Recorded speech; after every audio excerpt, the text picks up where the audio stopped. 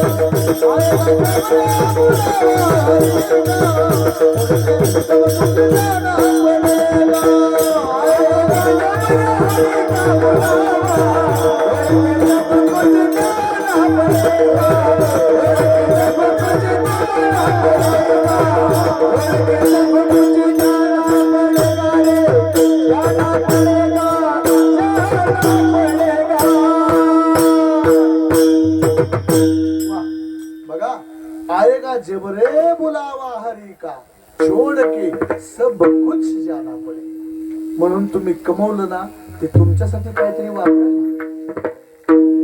तुमच्यासाठी काहीतरी वापरा. नुसतंच कष्ट दुसऱ्यासाठी करू नका. पण आपलं असं नाही, आपण कमवतो कमवतो आणि खाणारा दुसराच. तूने जो कमाया है, तूने जो कमाया है, दूसरा खाएगा.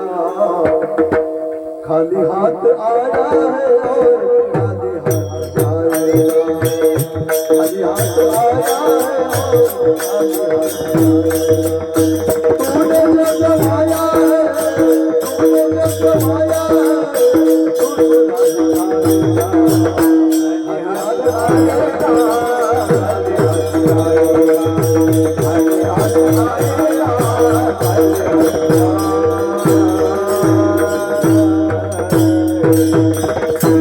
खाली हाथ आएगा, खाली हाथ जाएगा.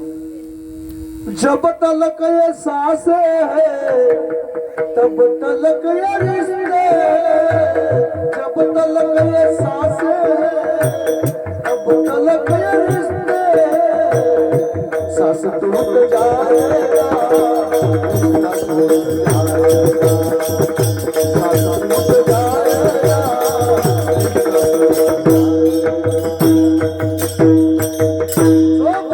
विश्वास घेताय आणि सोडताय तोपर्यंतच हे सगळं आपलं आपलं.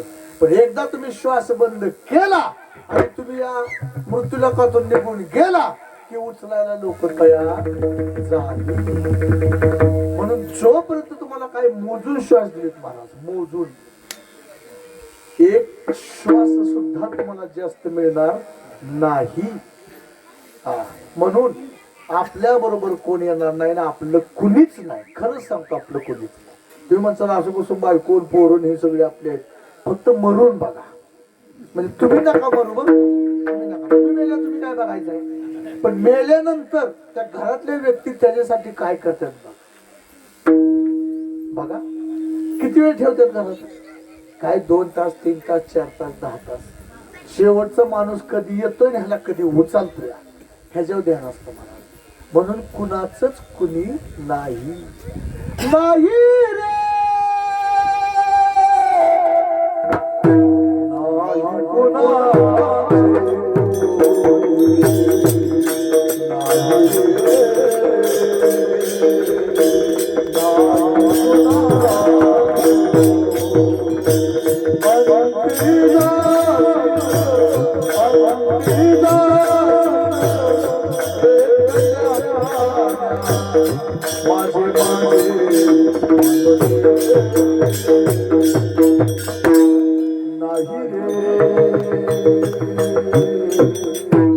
नाही नाही कोणाचे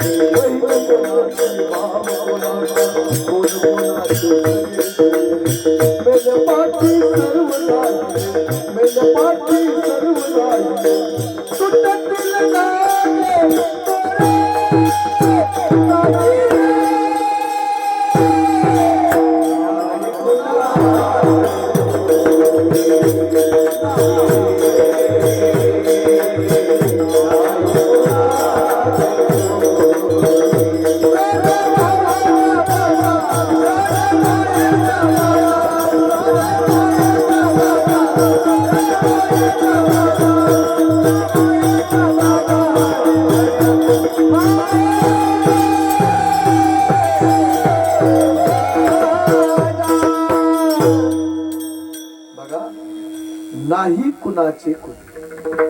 आज आपल्यामधून सर्वांच्या मधून 1 वर्षापूर्वी वैकुंठवासी गणपत यशवंत क्षीरसागर गेला.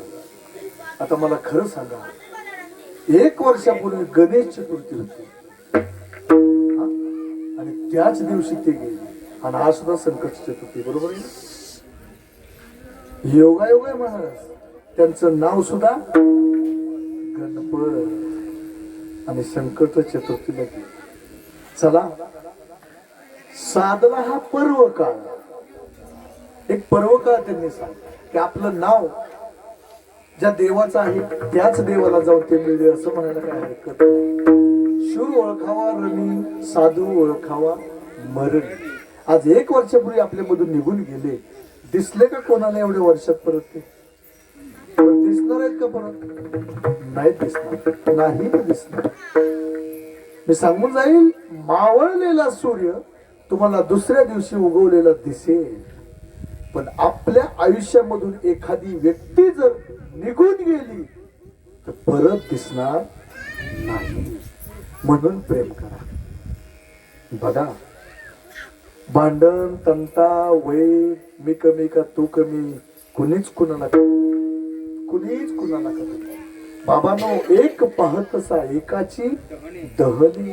आज त्या बाबांचं वय किती? 70, 75, 80 असेल.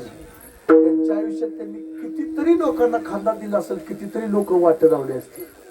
तसंच तुम्ही आम्ही सुद्धा रोज बघतो, एक पाहतसा एकाची दहली, सावधत्या गुन्हेगारे नवा. अरे बाबांनो, मारा हाक देवा भुयात. हे भांडण, तंटा वगैरे सगळं सोडून द्या.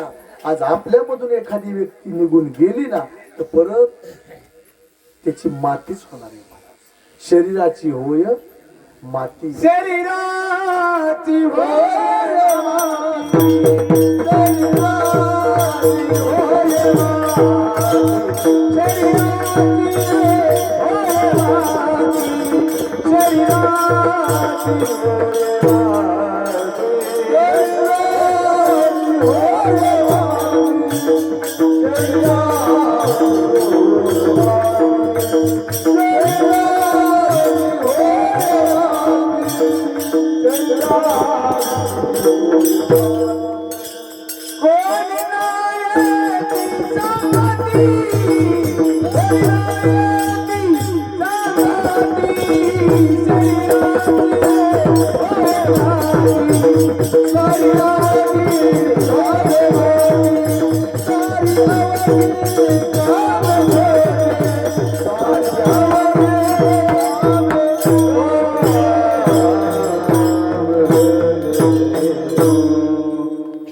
शरीराची होय माती.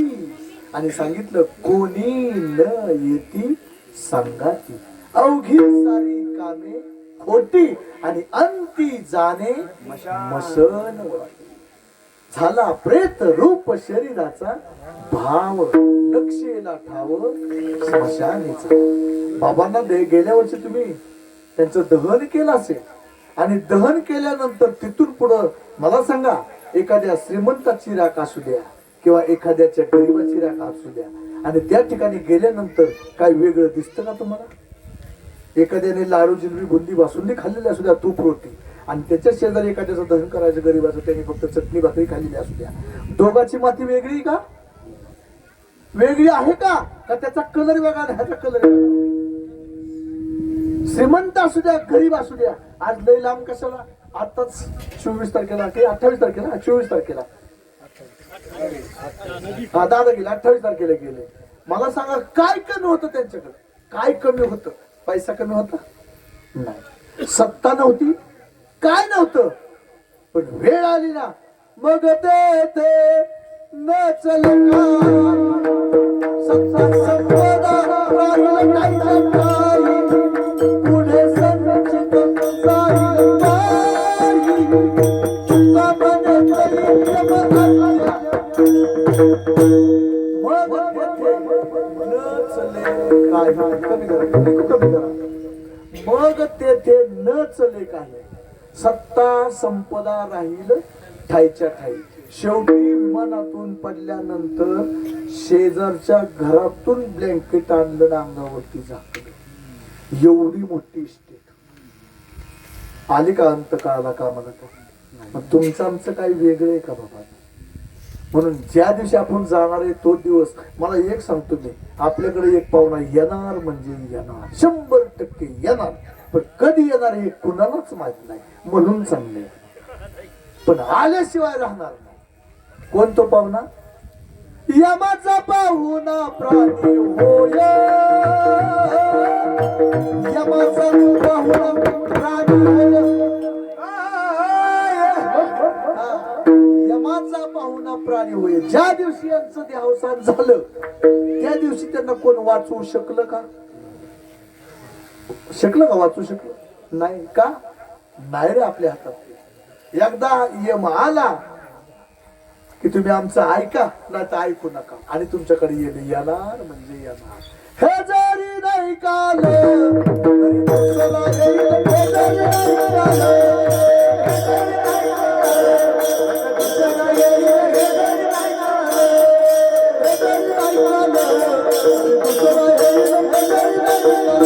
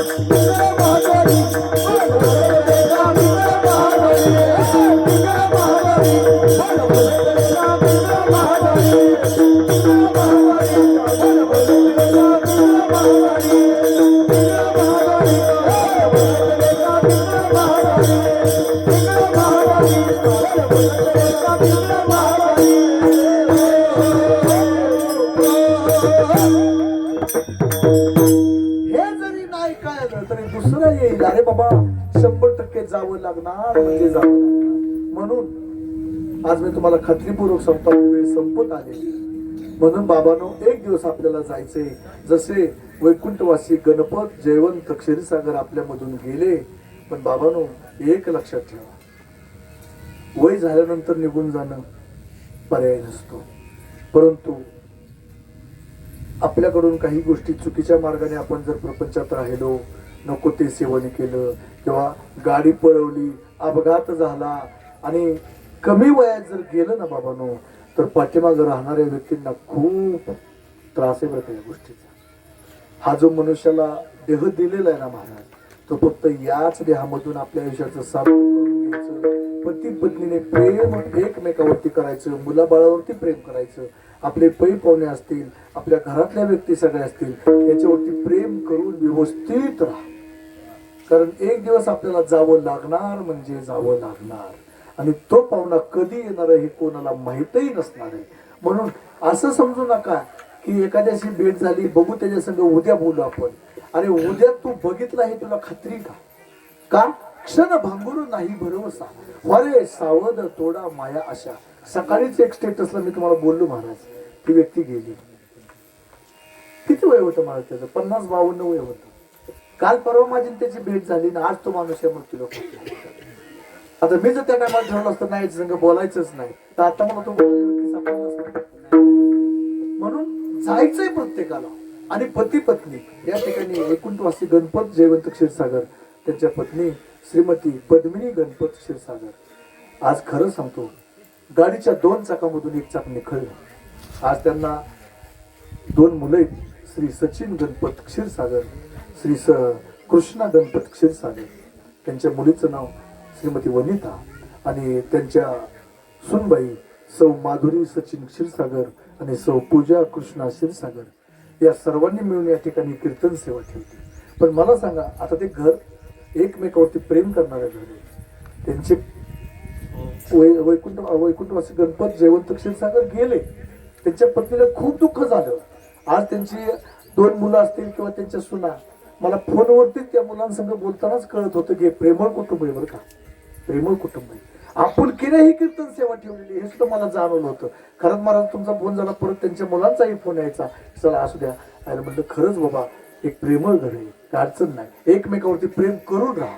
बाबांनो उद्याचा दिवस जाऊ द्या, उद्याचा दिवस तर खूप लांब आहे. 2 मिनिटाची सुद्धा गॅरंटी नाही, 2 मिनिटं सुद्धा खूप लांब आहे. तर माशी पाक पाकडे तवे हे सरे म्हणजे माशीला पंख हलवण्यासाठी किती वेळ लागतो? माशी पंख हलवताना पंख दिसतो का आपल्याला? इतक्या वेगानं तो हलतो आणि तितक्याच वेगानं हा जीव आपला जावा. आणि आपल्यावरती कोणतरी टपून बसलेले. कोण टपलंय महाराज? घडी घडी काळ वाट याची पाहिजे. जन्मण्यापासून सोडून द्या, जन्माच्या अगोदर आपल्यावरती काळ टपून आहे. आईच्या उदरामध्ये सुद्धा काही काही बाळ दगावतात म्हणजे तिथं सुद्धा काळ टपतोय आपल्यावरती. म्हणून आपल्यावरती टपून बसलाय तो काळ आणि त्याची उडी आपल्यावरती येणार आहे. तोपर्यंत एकमेकाशी प्रेमाने वागा, भांडण तंटा सोडून द्या. आज मला सांगा श्रीमती पद्मिनी गणपत क्षीरसागर यांच्या आयुष्यामधून त्यांची पती गेली. खूप दुःख झालं असेल, कितीतरी मोठा त्यांनी टाहो फोडला असेल की आपल्या पतीराजांनी परत यावं. नाही म्हणा, पण शेवटी कितीतरी दुःख केलं तरी त्यांना ते दुःख आपल्या हृदयामध्ये साठवून घ्यावं लागतं. का की आपण जर रडत बसलो तर आज आपली 2 मुलं आहेत, आज आपली मुलगी आहे, त्यांचं काय? अगदी सोन्यासारखा संसार चालला होता महाराज. किती सोन्यासारखा? खूप सोन्यासारखा होता. सोन्याचा संसार राजा राणीचा दरबार होता. सोन्याचा संसार राजा राणीचा दरबार. अशी काळाची चाहूल आली, बाग सुखाची करपून गेली.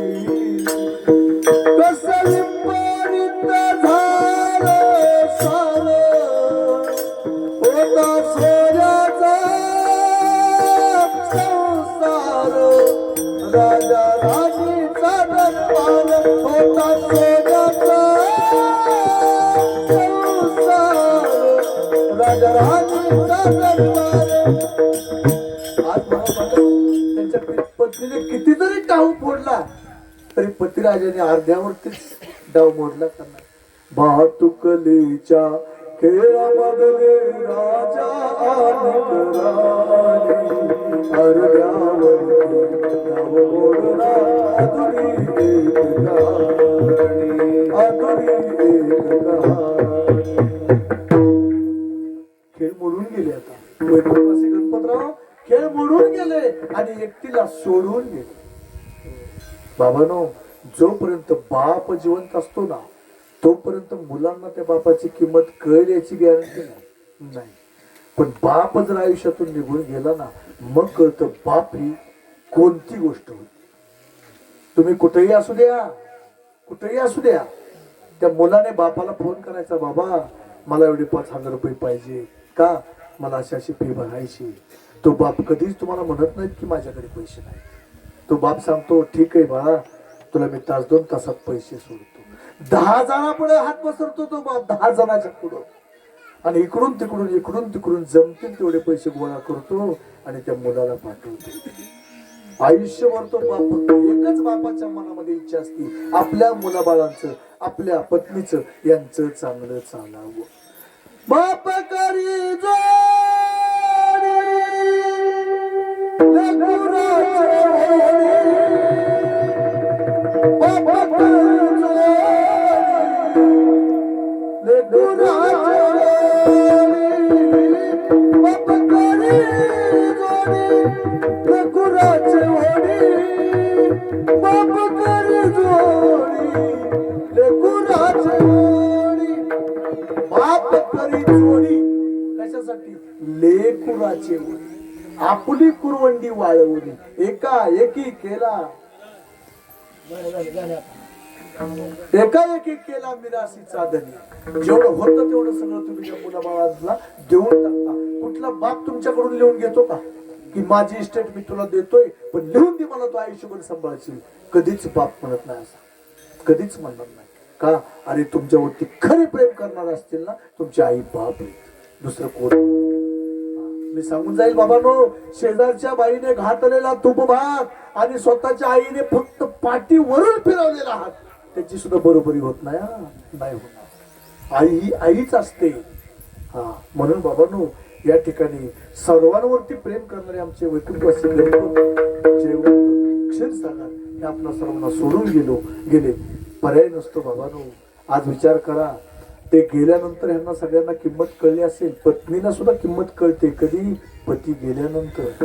आणि मुलांना सुद्धा किंमत कळते बाप गेल्यानंतर. म्हणून त्याची भेळसाट कधीच त्या बापाची करू नका आणि त्या बापाला कधी विसरू नका. बाप नसतो कुणाच्या ध्यानी बनी. आवाज थोडा. बाप नसतो कुणाच्या ध्यानी बनी. बाप माझा वेदनाचा धनी. आई मायेचा सागर ही सत्य आहे कहाणी. पण दुर्लक्षित बापाच्या या व्यथा कुणीतरी झाली. बाप नसतो कुणाच्या ध्यानी बनी. बाप माझा वेदनाचा धनी. आज विचार करा, श्रीमती पद्मिनी ताई यांच्या आयुष्यामधील घटना. एखाद्या स्त्रीच्या कपाळाचं कुंकू पुसणं जावे त्याचे वंशी तेव्हा कळे. पती गेल्यावर ती कळेल कुंकवाचे मोल. मुलांना कळून येईल काय होता बापाचा रोल. पती गेल्यानंतर मग त्या पत्नीला किंमत कळते. खरंच माझा पती असताना मी कशी होते आणि आज कशी. चला, बोलण्यासारखं भरपूर आहे बाबा. आणि पती गेल्यानंतर त्या मुलींची सुद्धा अवस्था बघा. मुलीचं लग्न जमावं आणि त्या बापाची गडबड फक्त बघायची. आदल्या दिवशीपासून त्याचे फोन, बेंडवाल्याला फोन करेल, अरे लवकर या. स्पीकरवाल्याला सांगेल लवकर येऊन स्पीकर. का? गडबड गडबड गडबड. आणि विचार करा, त्याच बापाची गडबड लग्न लागल्यानंतर तो बाप प्रत्येकाला म्हणतो जेवण केलं, जेवण केलं, आणि स्वतः उपाशी. आणि बाप फुलवाटा. आणि बाप तुम्हाला कधी रडलेला दिसत नाही, पण तो बाप त्या दिवशी रडल्याशिवाय. इकडं मुलीची जाण्याची घाई आणि तो बाप कुठं असतो? तर मंडपाच्या एका मेढीला घट्ट मिठी मारून रडत असतो. आणि त्याच दिवसासाठी तो बाप अश्रू साठवतो. अरे प्रेम बाप कसा करतो माहिती का? दाखवत नाही. आई प्रेम दाखवते रडून, काय करून, पण बापाला रडून दाखवता येत नाही. बाप साठवतो अश्रू वाट पाहे त्या क्षणाची. जन्मभराचे रडतो लेक जाताना सासरी, लेक जाताना सासरी. म्हणून इथून पुढे एकच सांगतो, ज्याच्या आयुष्यामध्ये आई बाप, अरे बोलू नका रे, ते आपोआप वाटणार आहे ती बोलू, असं ठेव मध्ये एका ठिकाणी द्यायचं, मुठ करून एका ठिकाणी द्यायचं, मग ते सगळे वाटते. म्हणून एकच सांगतो की त्या आईबापाने आपल्यावरती खूप प्रेम केलेलं असतं, आणि निस्वार्थी प्रेम करणारे कोण असतील तर फक्त आई वडील असतात. म्हणून ज्याचे आई वडील आहेत ना, त्यांनी सुद्धा आई वडिलांची किंमत करा. आई वडील गेल्यानंतर मेल्यावरती रडतो कशाला, उगीच ताण नको देव कशाला. मेल्यानंतर रडण्यात काय चव. म्हणून बाबांनो एकच सांगतो की त्या आई बाबांची कदर करा. आणि देव जर तुम्हाला भेटावा असं वाटत असेल ना, तर दगडाच्या देवाची पूजा करून देव भेटेल याची गॅरंटी नाही, पण जिवंत आई वडिलांची जर तुम्ही सेवा केली ना, तुम्हाला देव भेटल्याशिवाय राहणार नाही, एवढं खात्रीने सांगतो. कारण पुंडलिकाने देवाची सेवा नाही केली, आई वडिलांची सेवा केली, आणि प्रत्यक्ष परमात्मा तिथं आला. म्हणून बाबांनो यांच्या सगळ्यांच्यावरती बोलण्यासारखं भरपूर आहे, परंतु त्यांचे कुटुंब असतील सगळे, सचिनराव असतील किंवा कृष्णा असेल, किंवा त्यांची मुलगी वनिता असेल, त्यांच्या सुनबाई माधुरी सचिन क्षीरसागर आणि पूजा कृष्णा क्षीरसागर, या सर्वांनी म्हणून या ठिकाणी कीर्तन सेवा ठेवली. आणि बाबा शेवटचे 2 मिनिटात बोलतो की हा विधी करावाच लागतो, आणि जर हा विधी नाही केला तर आहा कथाता यांचे करीती पितर वंश दुराचारी पुत्र झाला. आता श्राद्धाचा विधी मी सगळा तुमच्याजवळ सांगितला असता, तर माझी वेळ संपलेली, म्हणून श्राद्ध विधी करावाच लागतो. हा, कारण 86,303 योजनं एवढं अंतर पार करून आज वैकुंठवासी गणपतराव, यमधर्म आणि चित्रगुप्त यांच्या पुढे, मग तिथं पाप आणि पुण्याची बेरीज वजाबाकी केली जाते. आणि त्यांना जर काय पुण्य कमी पडलं तर ते पुण्य क्रमप्राप्त त्यांना होण्यासाठी आपण खाली पुण्य करावं लागतं, आणि ते त्यांना पुण्य अर्पण करावं लागतं, आणि मग त्यांना पुढे गती मिळण्यासाठी हे पुण्य त्यांना फायद्याचं ठरतं. अगदी राजस्व यज्ञ सुद्धा त्याच्यासाठीच केलेला होता. म्हणून मी सर्वांना विनंती करतो की आपल्या आयुष्यातून कुणीही निघून जाऊ द्या, कुणीही निघून जाऊ द्या, पण आपल्याला श्राद्ध विधी असू द्या, मासिक असू द्या, हे सगळं करावंच लागतं.